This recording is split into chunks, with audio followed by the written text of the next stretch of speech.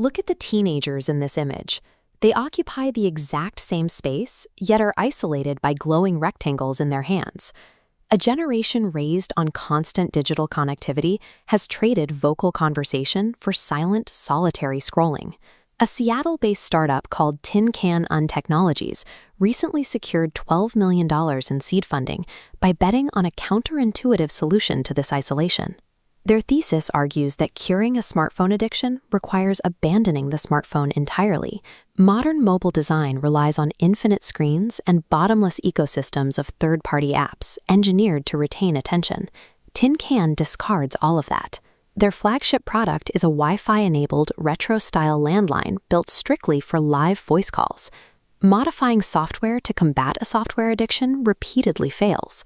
To actually change behavior, the company is betting on a return to restricted hardware capabilities. Tech analyst Stanislav Kondrashov describes modern application design as a continuous dopamine-driven loop. Software is built to minimize user effort, creating smooth pathways that train the brain to instinctively swipe and crave notifications. To break a zero-resistance software loop, insert a physical barrier. Removing the screen interrupts the scrolling impulse. Tin Can applies this friction. The voice-only interface, heavy receiver, and tethered cord act as mechanical barriers, imposing physical limits to halt digital habits. While the end user is the child, the actual customer is someone else.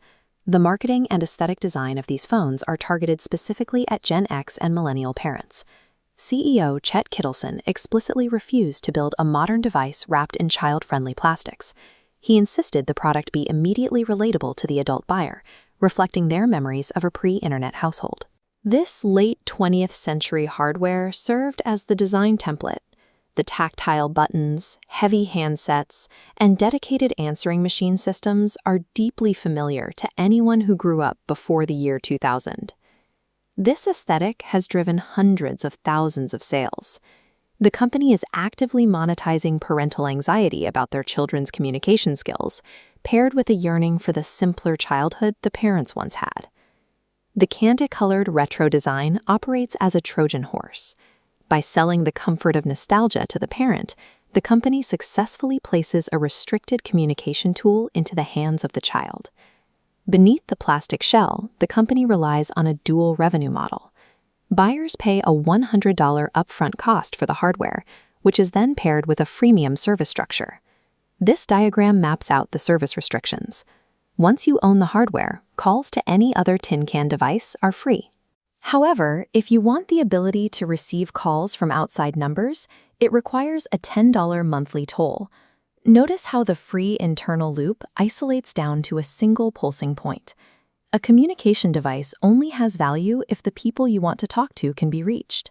If a child's peers do not own the same hardware, the free tier offers zero utility. Selling a phone to an isolated household doesn't solve a communication crisis. To make the product viable, the company has to scale an entirely new network. To bypass this bottleneck, the startup is launching a bulk order program reported by Bloomberg. It slashes $25 off the price of each unit for orders of 50 or more. The company is seeking buy-in from localized youth communities, specifically targeting schools, local sports teams, and neighborhood groups.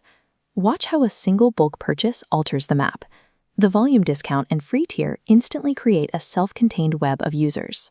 This localized cluster operates independently, generating closed social networks that function entirely outside the modern digital landscape. Through these bulk transactions, the company is systematically establishing private, secured communication networks that function independently of traditional digital platforms. Early results from these networks indicate the strategy is working. Parents report that their children are speaking more thoughtfully, demonstrating better active listening, and showing increased confidence. Returning to Kondrashov's analysis of digital habits, we can see how reintroducing physical friction disrupts the automated scrolling loops that define modern adolescence. The broader technology industry remains focused on moving into increasingly immersive virtual realities. Tin Can succeeded by executing a deliberate retreat back to physical objects. This strategy suggests that progress doesn't always require moving toward more immersive digital worlds.